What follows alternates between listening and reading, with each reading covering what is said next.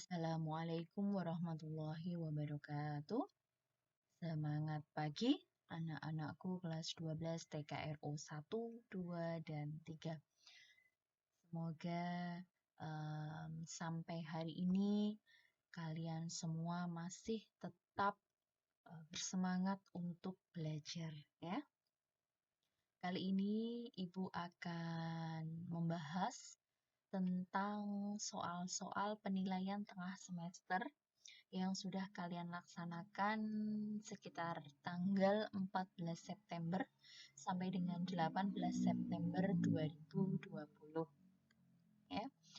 Mungkin dari kalian belum tahu berapa nilainya. Nah, kali ini Ibu akan membahas soal-soalnya. Semoga bermanfaat dan bisa kalian gunakan untuk acuan belajar ya. Kita soal nomor 1.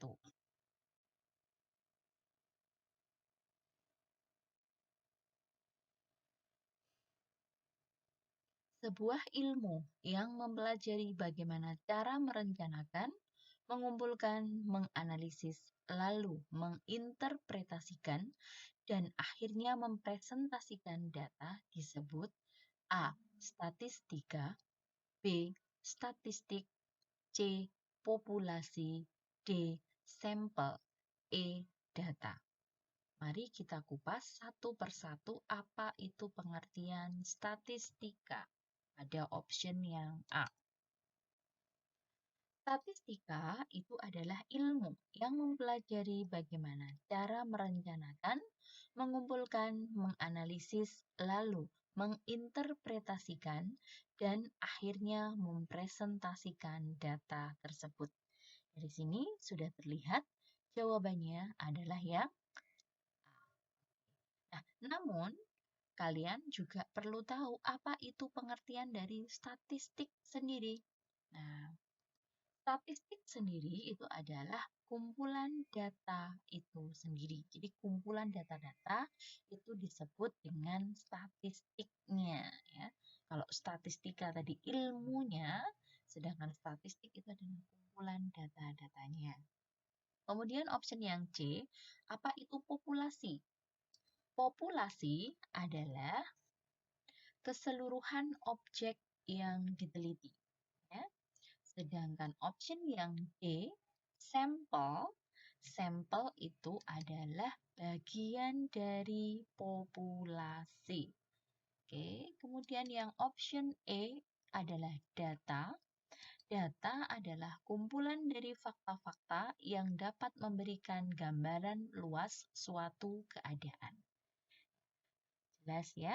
Jadi jawaban soal nomor 1 itu adalah option yang A.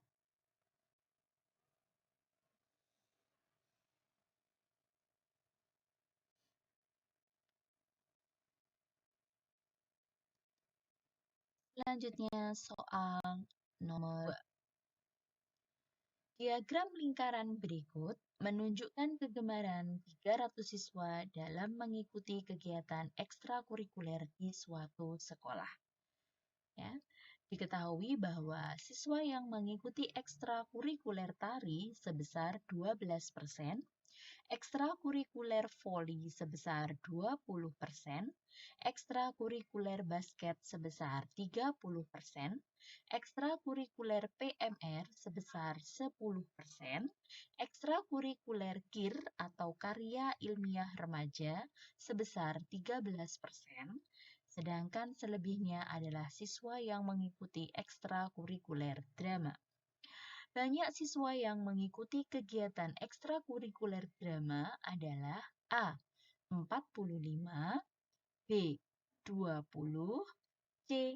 15, D. 10, dan E. 5. Mari kita cek jawabannya ya.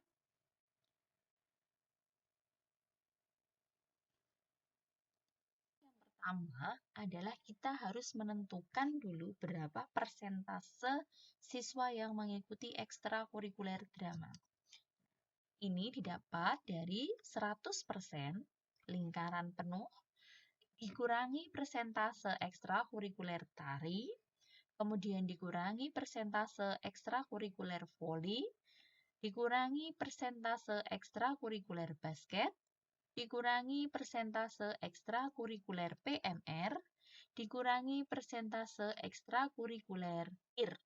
Sehingga diperoleh besar persentasenya adalah 100% dikurangi 12% dikurangi 20% dikurangi 30% dikurangi 10% dikurangi 13%. Hasilnya sama dengan 15%. Nah, ini belum selesai karena yang ditanyakan bukan persentasenya, tetapi jumlah siswanya. Sehingga jumlah siswa yang mengikuti ekstrakurikuler drama diperoleh dengan cara menghitung 15% dikalikan 300. 300 adalah jumlah siswa keseluruhan yang diketahui pada soal nomor 2. Sehingga diperoleh 15/100 kali 300. Didapat sejumlah 45 siswa. Sehingga jawaban yang tepat adalah option A.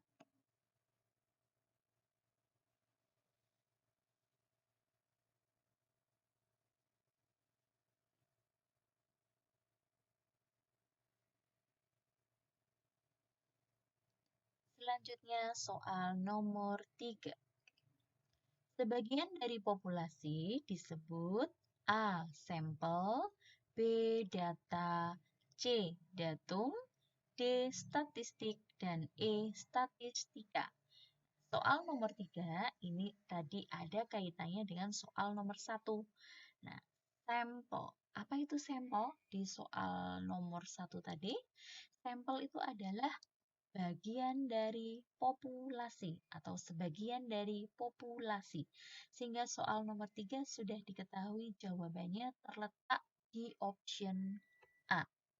Namun, perlu kalian ketahui juga, nah pengertian data tadi sudah di nomor 1 sama, yaitu kumpulan dari fakta-fakta yang dapat memberikan gambaran luas suatu keadaan.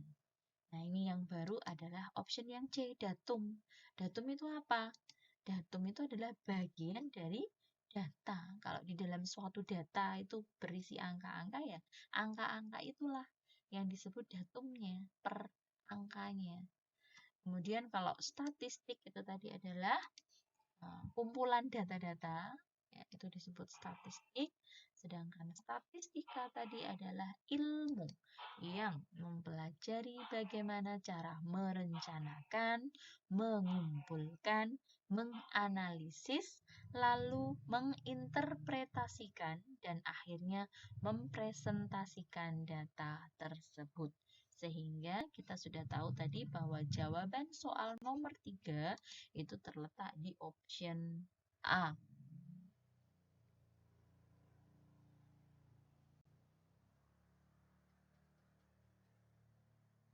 Selanjutnya kita ke nomor 4. Berikut adalah data kualitatif kecuali, ingat kalau kecuali berarti yang bukan data kualitatif. Option A, data pekerjaan orang tua siswa kelas 12. Option B, data olahraga favorit siswa kelas 12. C, data nama pemilih dalam pemilihan Bupati Rembang.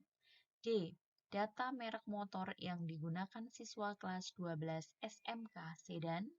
E, data berat badan siswa kelas 12.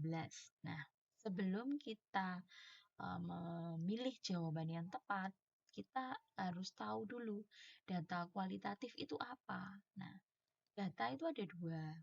Yang pertama data kualitatif, yang kedua adalah data kuantitatif.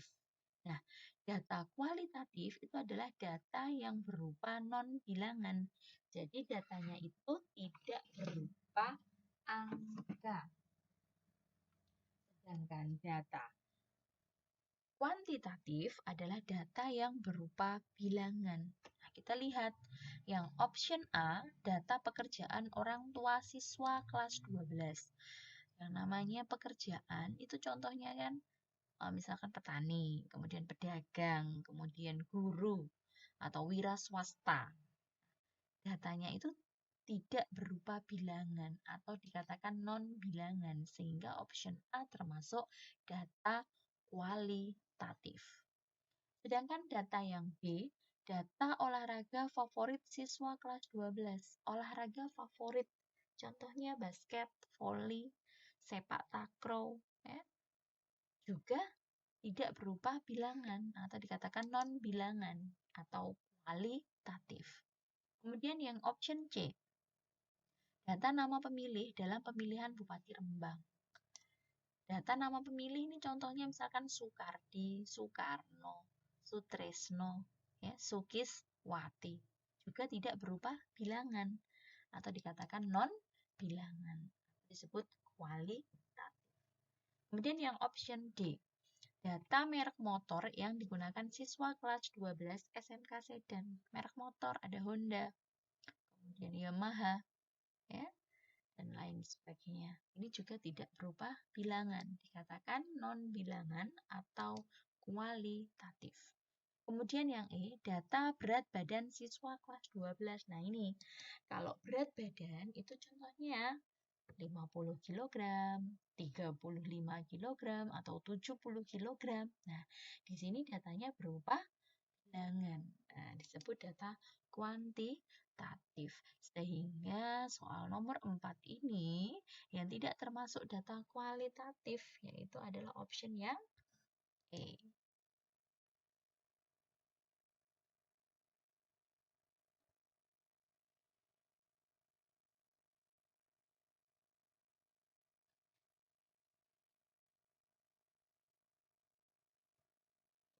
Kita bahas soal nomor 5. Yang termasuk data kuantitatif diskrit adalah, ini ada kesalahan tulis ya, kuantitatif diskrit adalah A, data tinggi badan siswa kelas 12, B, data perolehan suara dalam pemilihan bupati, C, data suhu badan siswa kelas 12, D, data berat badan siswa kelas 12, E, data luas tanah sekolah di Kabupaten Rembang. Apa itu data kuantitatif diskrit? Kalau tadi data ada dua, data kualitatif dan data kuantitatif. Nah, sekarang kuantitatif itu sendiri, data kuantitatif itu sendiri terbagi menjadi dua, ya. Yang pertama adalah kuantitatif diskrit dan yang kedua adalah kuantitatif kontinum. Apa itu kuantitatif diskrit? Ya, data yang diperoleh dari hasil mencacah atau menghitung. Sedangkan kuantitatif kontinum berarti datanya diperoleh dari hasil mengukur, berarti menggunakan alat ukur. Nah, sekarang kita lihat option yang A, tinggi badan. Pakai alat ukur atau tidak? Pakai ya. Nah, kalau dia pakai alat ukur, berarti dia termasuk data kuantitatif kontinum. Ya. Kemudian option yang B, data perolehan suara dalam pemilihan bupati. Bagaimana menghitung suara? Bagaimana memperoleh suara? Ya dihitung, ya, dicacah. Nggak ada alat ukurnya. Maka ini disebut hasil menghitung atau data diskrit. Sehingga sudah diketahui option B adalah jawaban soal nomor 5. Namun kita lihat juga yang C misalkan. Data suhu badan siswa kelas 12. Suhu badan pakai alat. Nah, berarti hasil mengukur kontinum. Kemudian yang D, data berat badan siswa kelas 12 sama, pakai alat ukur juga. Hasil mengukur data kuantitatif kontinum. Kemudian data luas tanah sekolah di Kabupaten Rembang sama, menghitung luas juga pakai alat ukur. Nah, ini berarti data kontinum. Sehingga soal nomor 5 ini jawaban yang tepat adalah option yang B.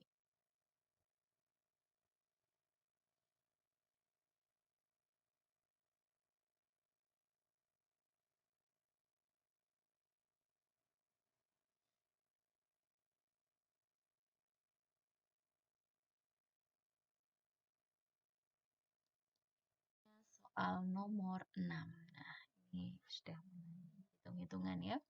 Rata-rata nilai ulangan harian kelistrikan 10 siswa berikut ini 75, 80, 75, 68, 80, 100, 85, 76, 88, 90 adalah A. 81,7, B.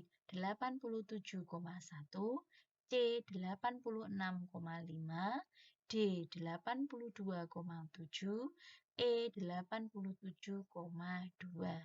Rata-rata ulangan. Berarti kita mencari rata-rata. Rata-rata atau min. Lambangnya adalah X. Diberi tanda strip di atasnya. Ini adalah bacanya X bar ya. Min atau rata-rata sama dengan, nah ini, nilai 10 siswa ini dijumlahkan semua. 75 tambah 80 tambah 75 tambah 68 tambah 80 tambah 100 tambah 85 tambah 76 tambah 88 ditambah 90 kemudian dibagi dengan 10. Kenapa 10? Karena ini jumlah siswanya ada 10. Nah, sekarang kita total, kita jumlahkan. Ketemulah 817. Kita bagi dengan 10. Hasilnya diperoleh 81,7. Ini terletak di pilihan yang A.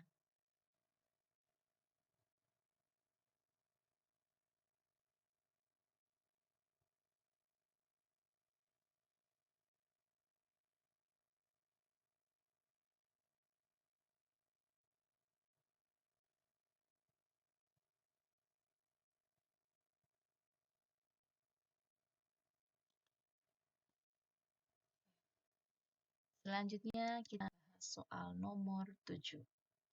Nilai ulangan Johan adalah 7, 8, 7, 6, dan 8. Jika Johan ingin mendapatkan nilai rata-rata 7,5, maka nilai ulangan ke-6 Johan haruslah A. 6, B. 7, C. 8, D. 9, E. 9,5. Dari sini, Johan punya nilai ulangan 5.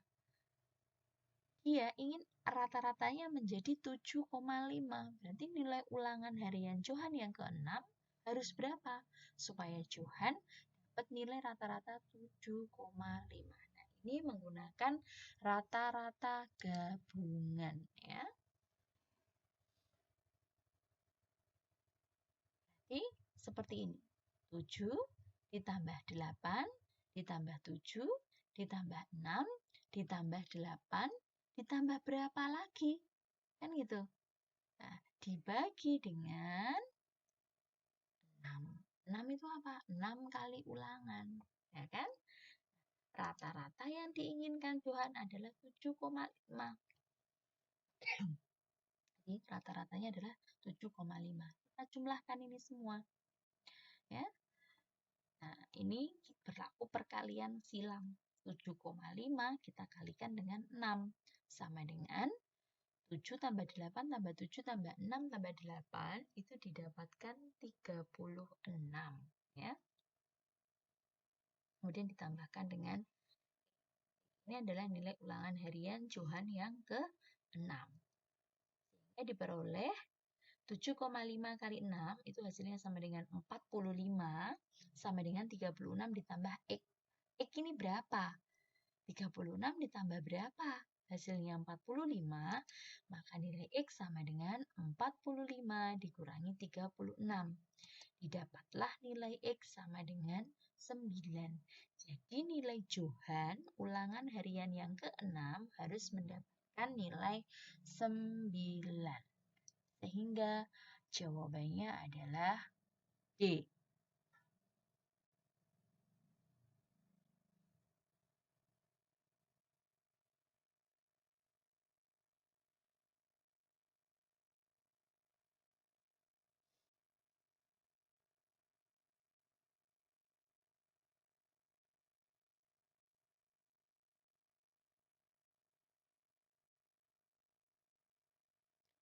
Selanjutnya kita bahas soal nomor. Nilai rata-rata matematika 5 orang siswa itu adalah 90. Jika ditambah dengan nilai Fendi, nilai rata-ratanya menjadi 85. Nilai Fendi adalah A. 60, B. 70, C. 80, D. 85, dan E. 90. Nah, di sini kita menggunakan rata-rata gabungan. Sudah ada 5 siswa, rata-ratanya 90. Masuklah Fendi, rata-ratanya jadi 85. Berapa nilai Fendi? Ya, rata-rata gabungan sama dengan 5 kali rata-rata nilai 5 siswa tadi, ya, ditambah 1 kali nilainya Fendi, dibagi dengan 5 siswa, kemudian ditambah 1 Fendi. Rata-rata gabungannya 5 orang siswa dan Fendi itu adalah 85. Maka 85 sama dengan 5 kali rata-rata 5 siswa tadi adalah 90 ditambah 1 kali nilainya Fendi dibagi 5 ditambah 1. Nah, dihitung 5 kali 90 ketemunya adalah 450 ditambah nilainya Fendi kemudian dibagi dengan 6. 5 tambah 1, 6. Kita kalikan silang, 85 dikalikan 6 sama dengan 450 ditambah nilainya Fendi. 85 kali 6 didapat 510 sama dengan 450 ditambah nilainya Fendi. Nilai Fendi-nya ini berapa? Nah, nilai Fendi-nya berarti 510 dikurangi 450 didapatlah 60. Jadi, kalau Fendi ditambahkan, maka rata-ratanya menjadi 85. Nilai Fendi-nya didapatkan 60. Sehingga jawabannya terletak di option A.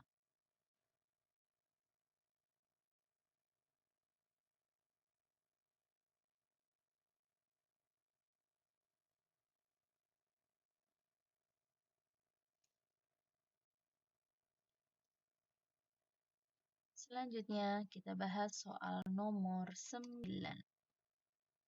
Nah, modus dari diagram di bawah adalah di sini ada grafik nilai siswa itu mulai dari nilai 5 diperoleh yang mendapatkan nilai 5 ada 4 siswa, yang memperoleh nilai 6 ada 8 siswa, yang memperoleh nilai 7 ada 9 siswa, yang memperoleh nilai 8 ada 6 siswa, yang memperoleh nilai 9 ada 3 siswa.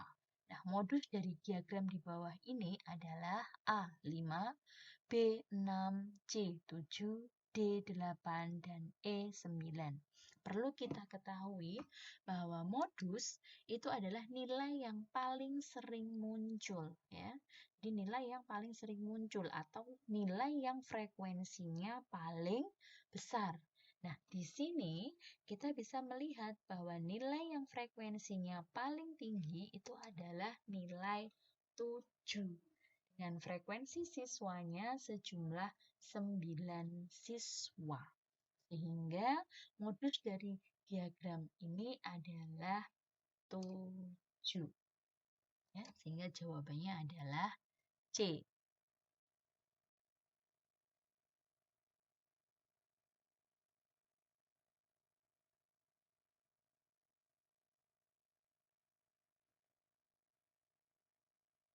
Selanjutnya nomor 10. Diketahui data berat badan siswa kelas 12 TKRO yang akan mengikuti seleksi PTAHM adalah sebagai berikut. Pernyataan yang relevan dengan data tersebut adalah, nah ini nilai antara 41 sampai 50 kg, ini beratnya ya, nilainya ini adalah berat badannya, sejumlah 8 siswa, kemudian 51 sampai 60 kg, itu ada 16 siswa, kemudian 61 sampai 70 kg ada 4 siswa, kemudian 71 sampai 80 kg ada 12 siswa. Option yang A, median berat badan tersebut adalah 58. Option B, median berat badan tersebut adalah 56.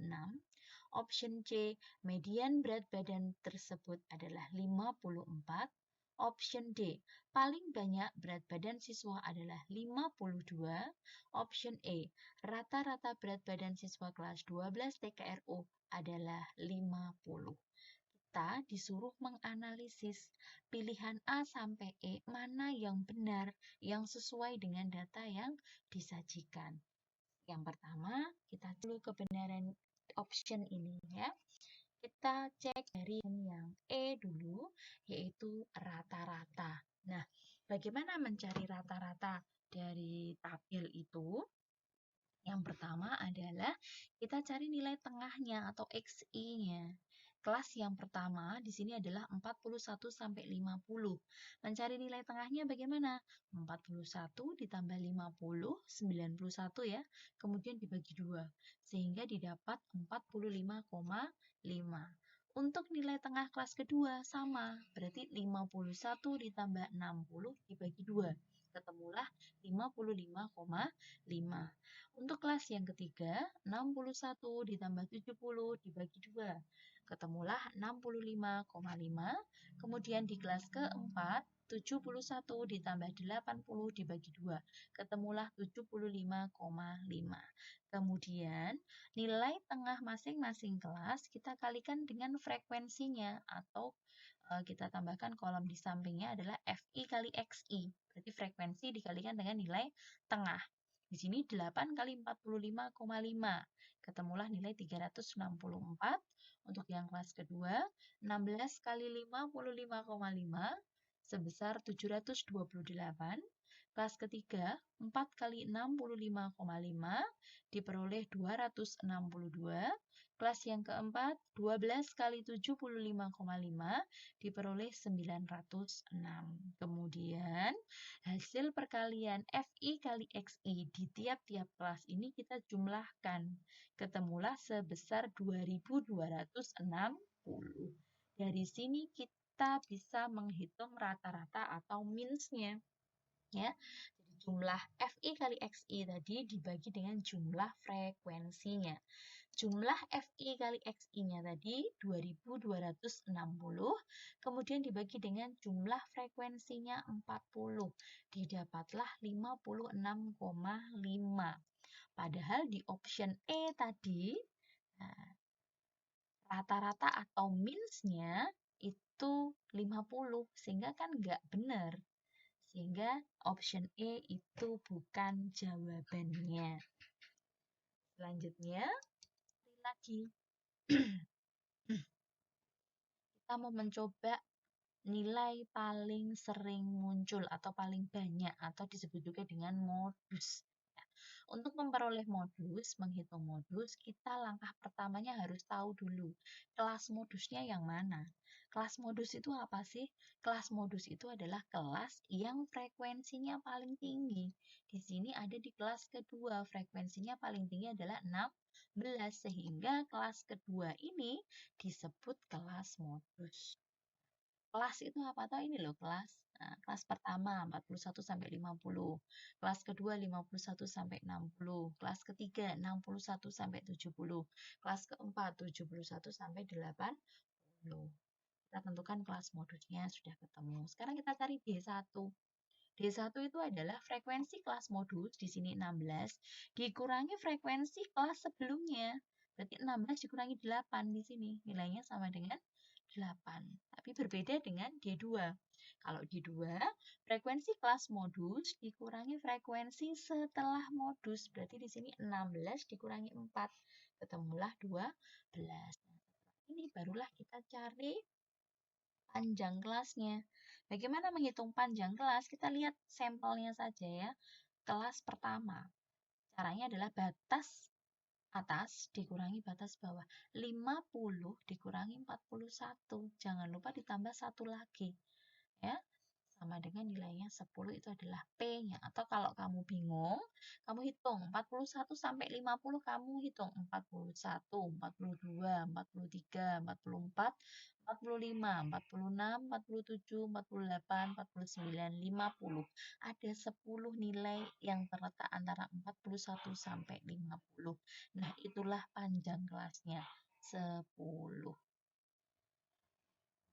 Selanjutnya kita cari modus dengan rumus TB modus ditambah D1 per D1 tambah D2 kali P. Apa itu TB modus?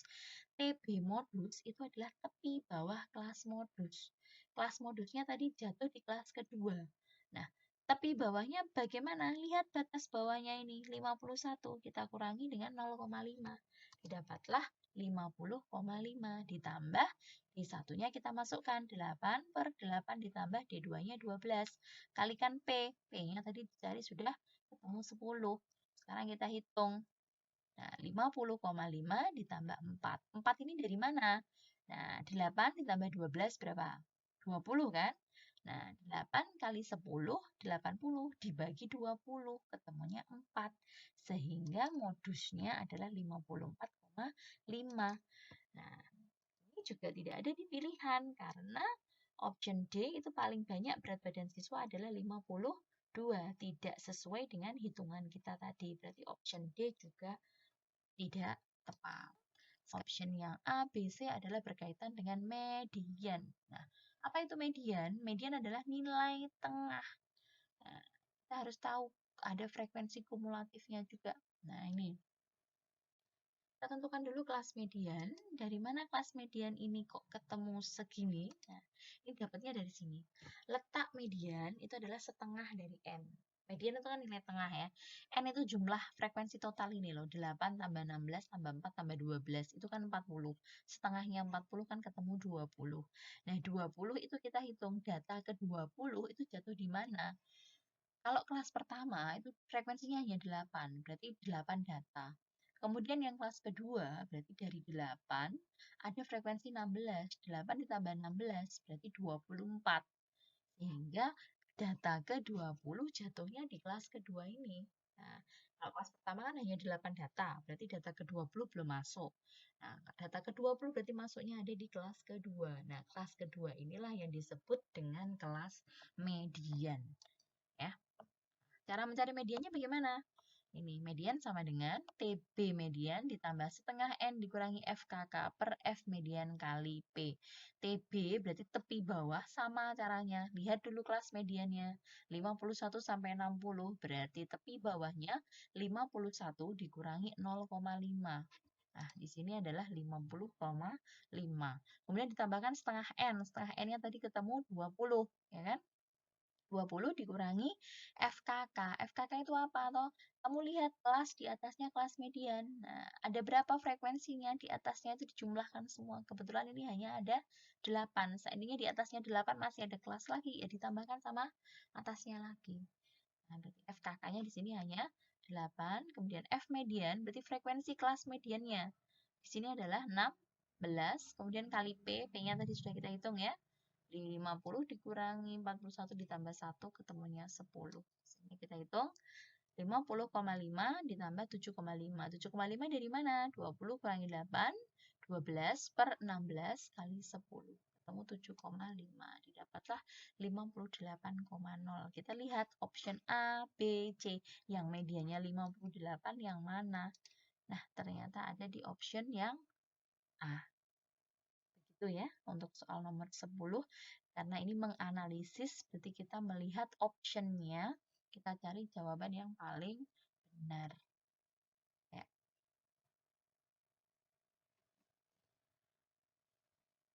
Ya.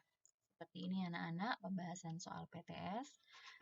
Berapapun nilai yang kalian, Ibu berharap tetap semangat belajar. Jika nilai kalian kurang memuaskan, tetap belajar, tambah semangat belajarnya lagi.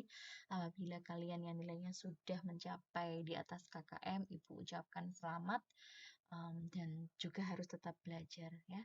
Jaga kesehatan, patuhi protokol kesehatan selalu, ya berdoa semoga keadaan ini semakin membaik. Dan tentunya Ibu berharap tetap semangat belajar. PJJ, pembelajaran jarak jauh, bukan penghalang kalian tetap belajar. Banyak cara, banyak usaha, ya. Ibu akhiri, semoga apa yang saya sampaikan pada kesempatan kali ini bisa membantu kalian, bermanfaat untuk kalian. Wassalamualaikum warahmatullahi wabarakatuh.